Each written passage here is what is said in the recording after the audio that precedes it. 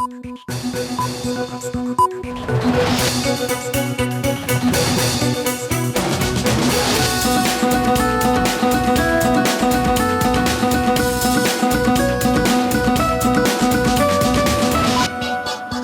afternoon, you are watching Maasranga News and this is Naushaba Salahuddin.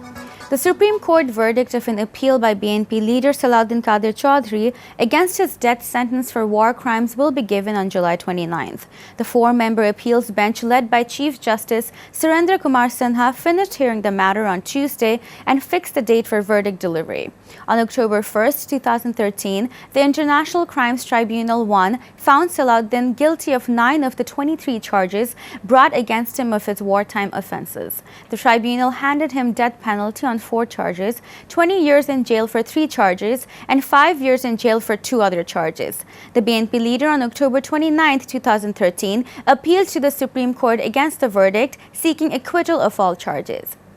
Members of the parliament would get an allocation of 200 million taka each for their respective constituencies in order to boost infrastructural development, including roads, bridges, and culverts.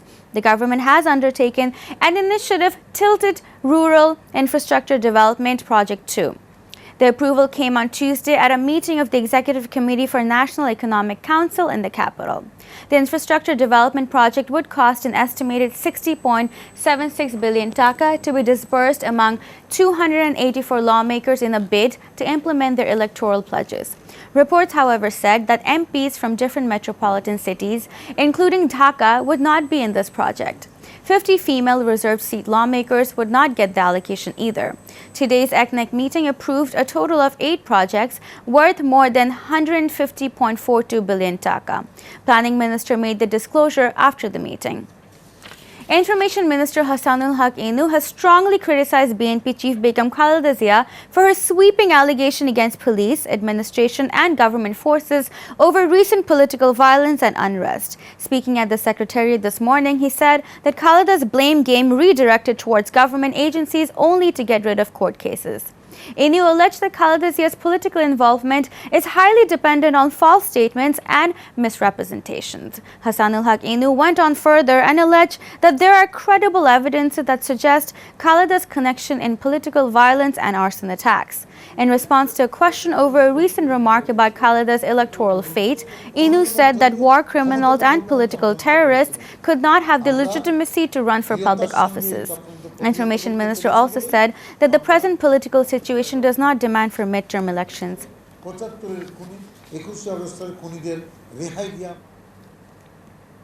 4 people have died inside a septic tank in Nauga from inhaling poisonous gases, according to police. The deadly accident occurred on Tuesday at the Shadur Upajila's Goali village, said local police. A worker went into the tank in the morning and the others followed when the worker did not come out after a while. Police suspect all of them died due to the gas inside the tank. The bodies have been recovered and sent to the local hospital for an autopsy. Greek Prime Minister Alexis Tsipras is expected to present new proposals at a Eurozone emergency summit on his country's growing debt crisis. Eurozone finance ministers will meet in Brussels later on Tuesday before a full summit of Eurozone leaders.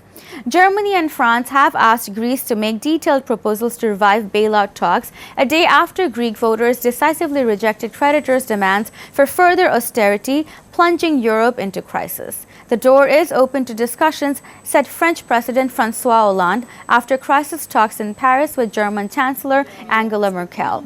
With Greece's economy gasping for air, the authorities extended an 8-day bank closure until Thursday amid fears crash machines in the country were running dry.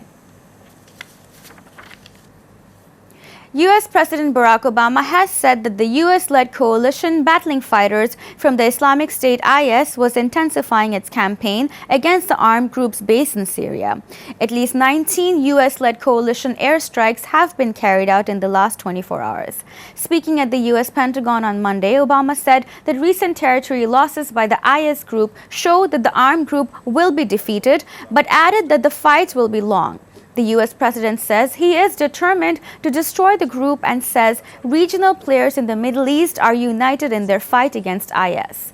The U.S.-led coalition has stepped up its efforts in Iraq and Syria with some of the heaviest bombing since it began its strikes in September last year.